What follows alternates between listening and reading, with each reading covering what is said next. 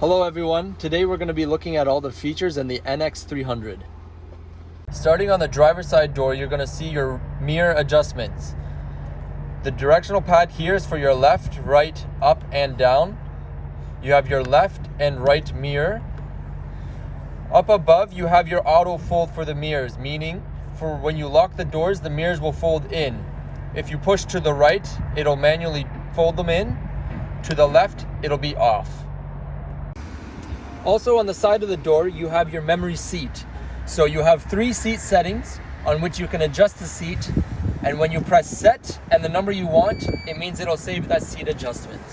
Your seat, you will see your seat settings. On the back left, you have your lumbar support. You have your tilting for the back.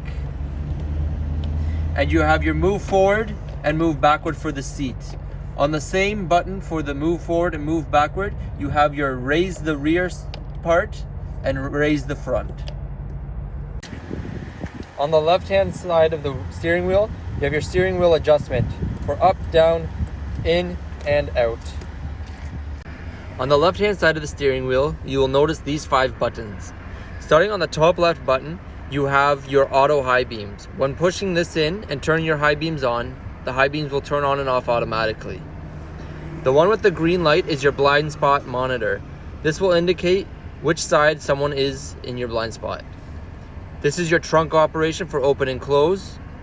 Your heated steering wheel. When this is on, just a reminder that it only heats the left and right side of the steering wheel. This is considered a snow mode. It'll help you get through deep snow. On the left-hand side behind your steering wheel, you will notice your lights. With the notch here on auto, that means that the lights will turn on and off automatically. If you move it once down, it'll be off. 2 above will be on. Also notice the wheel in the middle. This is for your fog lights. On the left-hand side of the steering wheel, you will notice a volume control. You've got volume up and volume down. The arrows beside it is for a previous and next song. Your mode will take you through your AM, FM, Bluetooth. For here, when you're connected Bluetooth, you have a pickup and hang up phone. The voice here is for the voice command for all your commands for navigation, calling, or anything else. On the right-hand side of the steering wheel, you will notice a directional pad. You have left, right, up, and down. These commands here will control everything in the middle panel of your dashboard. When you go up and down, left and right, it'll show you different information about the car. Down below, this one here will take you to your main menu on the dashboard. The right one will be a back button. This control here is for your lane departure assist. When this is turned on, what it'll allow you to do is when you're going 50 kilometers or more, if you accidentally move over to the other side of the road, the steering wheel will vibrate and auto-correct you back in the middle. When using the directional pad, you'll come to these settings here. The top one here is your lane tracking assist, like I mentioned earlier. The PCS is your pre-collision system. This is for when you're driving. If you get too close to someone, it'll warn you that you're getting too close. For your cruise control, it's down below right behind the steering wheel. To turn on, you press the side, and when you're driving, you have your speed. You just press down to set it. If ever that speed is stopped and you want to resume it, you just press up. When you're on cruise control as well, you can use this button here. This is called an adaptive cruise control. When pressing the adaptive cruise control button, you will notice 3 blue lines. When you press the button more, it'll go down in lines. Each blue line represents a car space distance, meaning the person in front of you, you'll keep a 3-car, 2-car, 1-car space between you and them. When they slow down, your car will slow down. And when they speed back up, so will yours. On the right-hand side of the steering wheel, you have your windshield wipers. When pressing up, the windshield wipers will go once. When you pull it down once, it'll go on to auto, meaning when it starts to rain or snow, your windshield wipers will adjust accordingly. Pulling down more will mean that they will go on manually and adjust the speed. When using the rear windshield wipers, you just twist the side. You have 2 modes for this one. For your windshield fluid to spray forwards, you pull forwards. To spray the back, you push out. In the middle of your car, you have your climate control. To turn on, you can start by pressing auto. You have your temperature adjustments on the left-hand side here with the hot and cold, and you can go up and down. You have your fan speeds right beside. When auto is on, it means that the car is going to keep the temperature steady. You can turn off here. You've got your front and rear defogs here. When your rear defog is turned on, it'll also do your 2 side mirrors. This is your airflow, meaning when it's off, the airflow is coming from outside. On, it is keeping it inside. Your AC unit is here. And a dual climate means that I can have my own temperature on the passenger side and my own temperature on the driver's side. You can also change the fan direction by using this control here. Right below your climate control, you can also see your 2 buttons here on the driver's and passenger side. These are your heated and cooling seats. The left side is the heated, and you've got 3 levels for that. And the right side is your ventilated or cooling seats, and 3 levels for that as well. It is the same on the passenger side. Right below your climate control, you will have your CD player and your radio settings. Starting at the top of your center console, you will see your driving modes. If you turn this to the left, you will go into Eco. Turning to the right will go into Sport, and pushing down, you will go to Normal. Eco means that the car is going to be in a more economical state, meaning it's saving you more gas, but the car has less power. Going to Sport will give you more performance, but it'll be using a little bit more gas. Right below your driving modes, you have your EV mode. This is an all-electric mode, meaning that when your battery is powered enough, you can press this on and it will not use any gas. This can only be available between 30 to 60 kilometers an hour. To the right, you have your traction control. This is what gives you your traction during slippery times. You always want to leave this on. Underneath is the hold button. This is called a brake hold. When you're driving and you come to a complete stop, you can turn this hold button on, meaning when you let go of the brake, the car will not move. It's stuck in a brake hold. This is your emergency parking brake. This is turned on auto. You don't have to touch it. As soon as you put the car in park or in drive, it'll engage or disengage. Down below your shift knob, you will have your trackpad. To use this, you just move your finger around to select what you want. When you're ready to select, you just press down.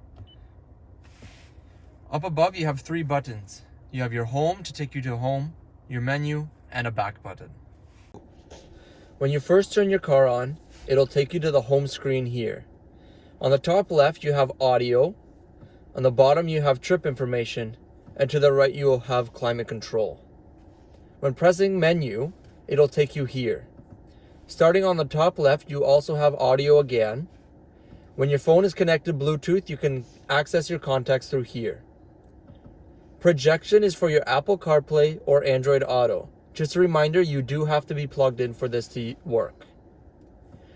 The bottom left, you have your trip information. And on the right-hand side, you have climate control again.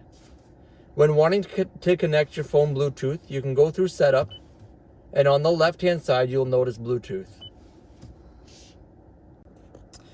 When you have your phone plugged in to use Apple CarPlay, you'll notice the projection sign will say Apple CarPlay.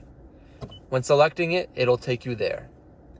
Starting on the top left, you will have your phone and your messages. When going into your phone, you can access your contacts and your keypad. Going back, your messages will allow you to use Siri to message people. You can also have things for your events in your calendars. You will have your music and also Google Maps. When using maps, to add a destination, you can see at the top left, it says add a destination. From there, the top right, you can use a keyboard to type in where you want to go. Or you can save destinations to take you there more quickly. When you have your destination ready, you can click on more routes to choose the way that you would like to go. When you're ready to go, you press go and it'll take you there.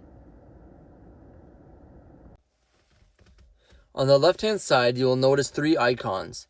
These icons are for your most recently used apps. On the bottom left, you will have this button here. This is to take you back to the home screen. When plugged in for Android Auto, you'll notice that the projection screen will say Android Auto. When you first open it up, you'll see your Google Maps. To search, you can search here. It'll also show you your recents. When you select the top left icon, it'll take you to all your apps. You'll notice your music is here and your phone as well. Selecting your phone, it'll show you everything that you can use through your phone. When going back, all the apps below are all apps that are compatible off of your phone to use through Android Auto. You can also exit and go back to the Lexus infotainment by pressing exit. Below the home screen, you can see your recently used apps.